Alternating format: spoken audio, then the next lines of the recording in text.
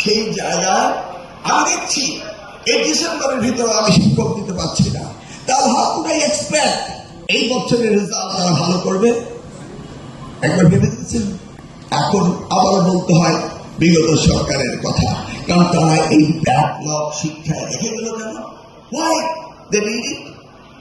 গতকাল রেজাল্ট হয়েছে, অনেকে কষ্ট পেয়েছেন, অনেকে খুশি হয়েছেন, কিন্তু যারা ভালো করতে পারেনি আমি তাদের অভিভাবক অনুরোধ করব, একটি পরীক্ষা খারাপ করাটাই কি তার জীবনের ব্যর্থতা? তাদেরকে আদর দিন, ভালোবাসেন, বলুন যে না তোমরা আগামী পরীক্ষায় ভালো করবে। এই পরীক্ষাটি কি একটি ছাত্র বা ছাত্রীর জীবনের শেষ অধ্যায়? নিশ্চয়ই না। আর অভিভাবকরা যদি জিপিএ প্লাস না পাই তাহলে আমরা মনে করি আমাদের সন্তানদের ভবিষ্যৎ শেষ। এটি কি বাস্তব কথা? এটি হতে পারে?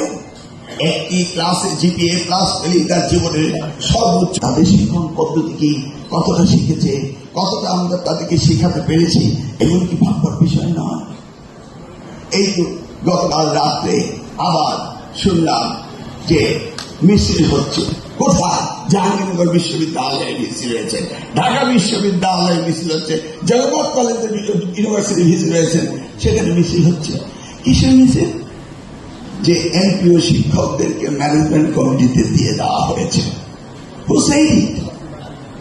একটি মিটিং এর রেজুলেশনের আলোচনার জায়গাটুকু কেটে কোন গুপ্ত এক লোক মন্ত্রণালয় থেকে আলোচনায় যতটুকু হয়েছে ততটুকু কেটে দিয়েছে, কিন্তু তার নিচে যে রয়েছে মাননীয় মন্ত্রী সেটাকে দেখবেন, পরীক্ষা নিরীক্ষা করবেন, তারপরে সেইটার প্রজ্ঞাপন জারি হবে।